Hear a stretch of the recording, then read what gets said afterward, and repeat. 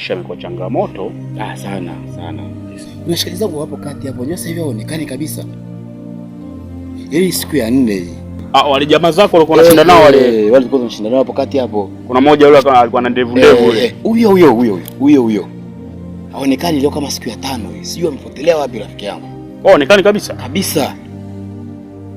Na ripoti zao labda zipo vipi? Kwa sababu mimi ninavyojua kama hautokei kazini lazima utoe ripoti. Kabisa. Bana ni 1 2 3. Jamaa nilijaribu kumcheki naye.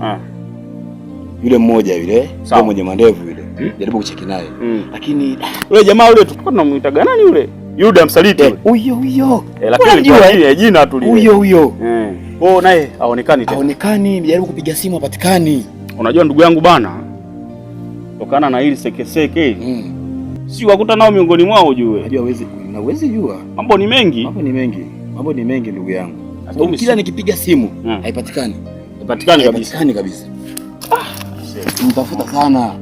Sijajua lipo mpaka sasa. Una nani tena?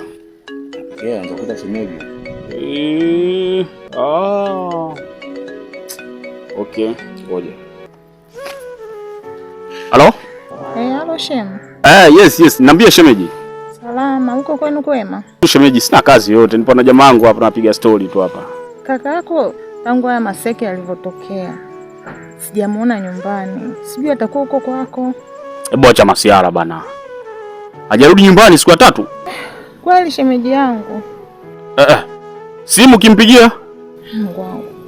Bana kwa kipindi kama hiki afu unavonipa taarifa kama hizo rafiki yangu, nadhani nishatokea kitu hapo. Sio bure.